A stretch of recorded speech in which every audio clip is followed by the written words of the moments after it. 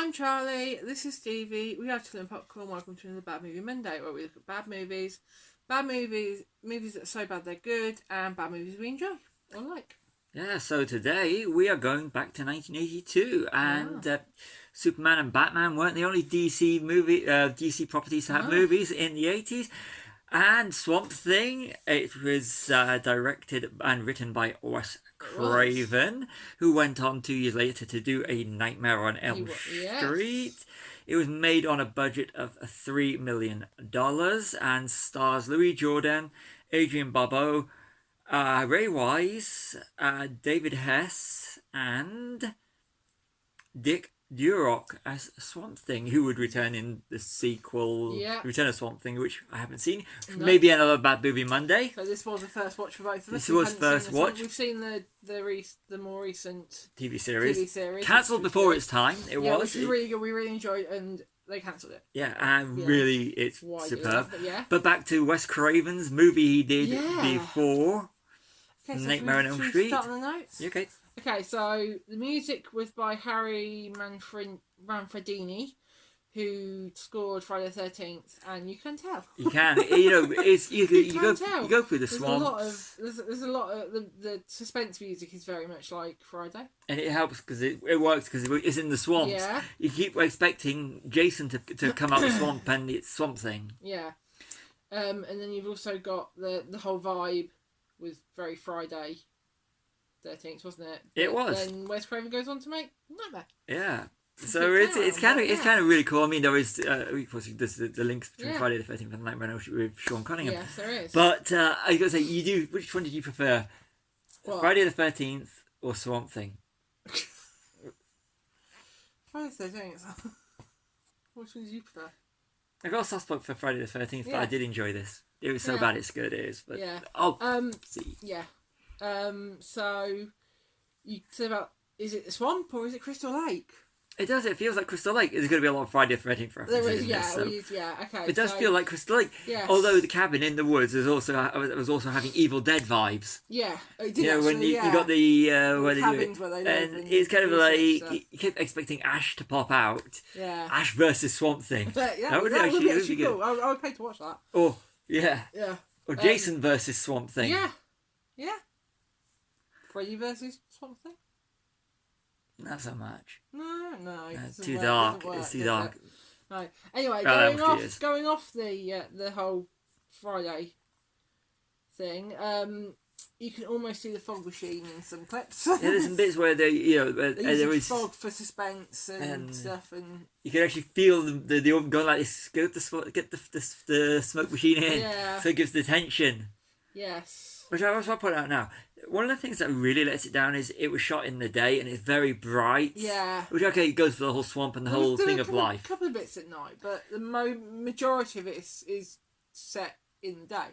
Yeah, which for a comic book horror, it doesn't work. But I understand why they did it because they're going about the life coming from the swamp and life is daylight. And there's a bit at the end which goes on about the sunlight. Yeah. So I can see why they did it. But the thing is, like shooting it in the day, you see the shortcomings, especially in the suits. Yeah, it did look very rubbery. Anyway, it's got a slow build up with lots of character development, which I quite enjoyed. It's clever. You get to know the characters and you find you recognise the ones that you like. And it works. I mean, if you look at let's go back to Nightmare on Elm Street '84, they build up the characters before Freddy does any real goes on his killing spree. Yeah. So it's Wes Craven in the sense that he does know how to build characters up. So this is the one thing that you can actually. He's really good.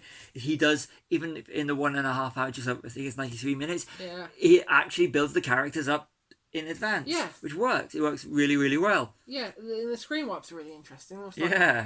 Quite booky. Yeah, but they also they mentioned about like the is it crocodiles or alligators in the swamp, and they're almost like the Jaws. I thought the way they do their screen wipes. I was getting the Batman TV series with Adam West vibes with the wipes and everything, and it was that whole Adam West cheapy. So Adam West. Adam West. Yes.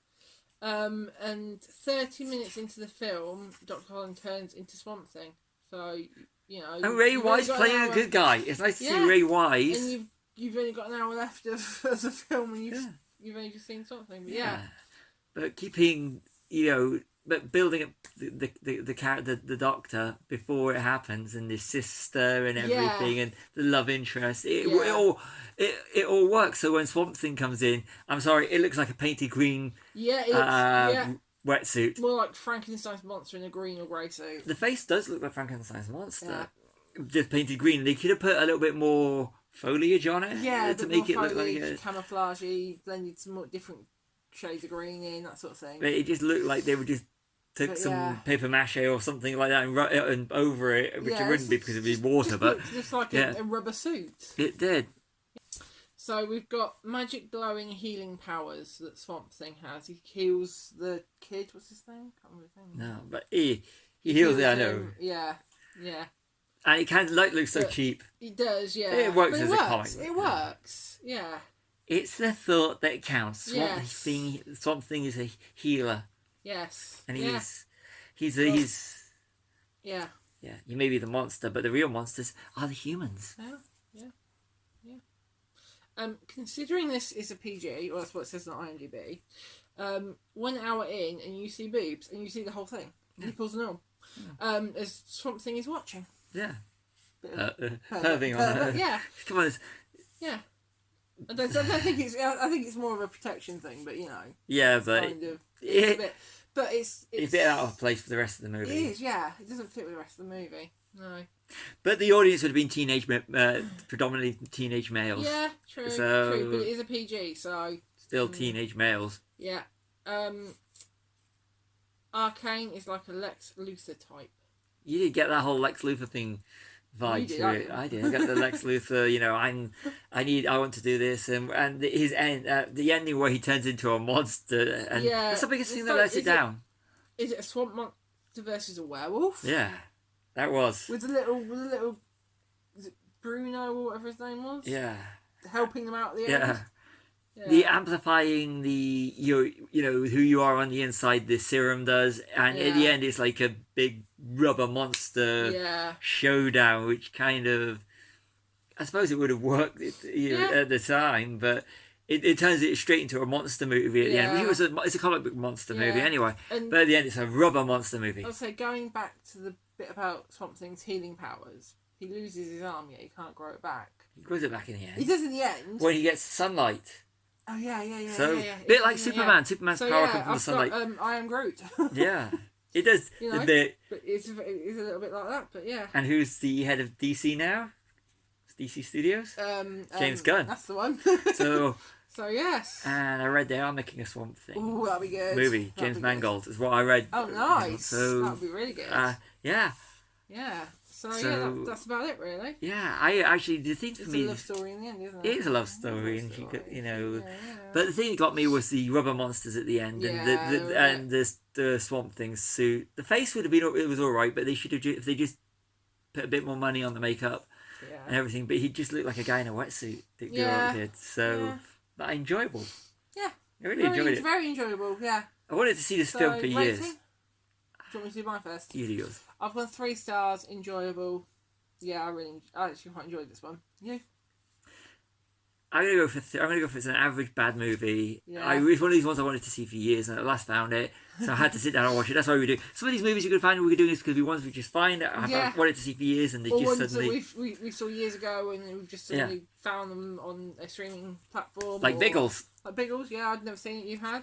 So, but so it's interesting to see Wes Craven's doing a comic book movie. It is, It's one of these ones that I would like to see All Singing All Dancing Deluxe Blu-ray, because I would buy it because it's just the rubber monsters at the end that really let it down. Yeah. And when Arcane turned into that really bad werewolf, he would have fit. But he makes the Wolfman in the Cantina in Star Wars look, and that was just an off the rack mask, look like masterpiece, but it's just the whole thing with the sword at the end and fighting. But there's the photography of the swamp, the bright colours of the swamp was wonderful. I really did enjoy that.